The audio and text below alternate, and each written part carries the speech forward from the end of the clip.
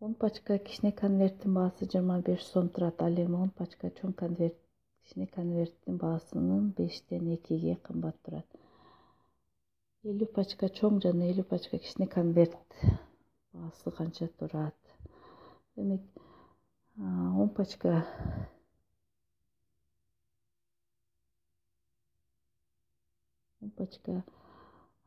кичине конверттин баасы 25 сом турса, ал эми 10 пачка чоң конверттин баасы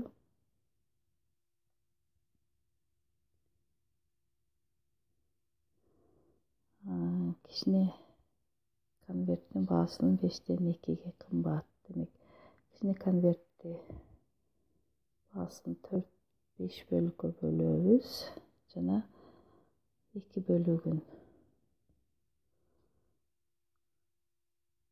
кымбат болсо, демек көрүп тургандай бул жакка 2 бөлүк кошулат. Демек бул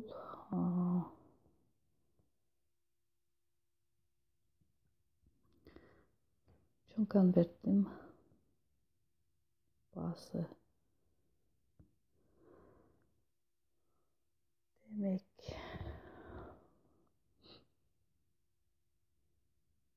25-ти биз 5-ке бөлсөк 5-тен, демек ар бир бөлүгүбүз 5-тен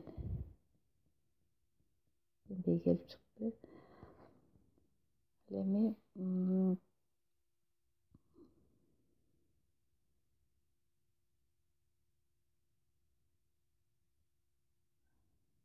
чоң конверттин баасы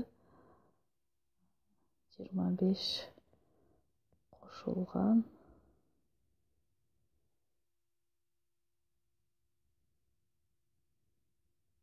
дагы 2 бөлүк. 2 бөлүгүбүз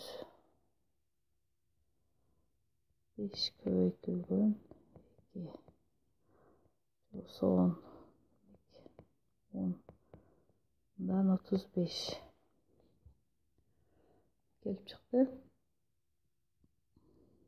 Демек чоң конвертибиздин баасы 35 экендиги келип чыкты.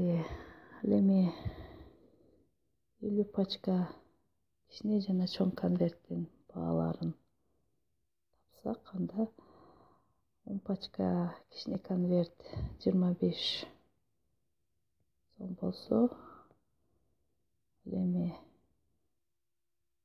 50 пачка демек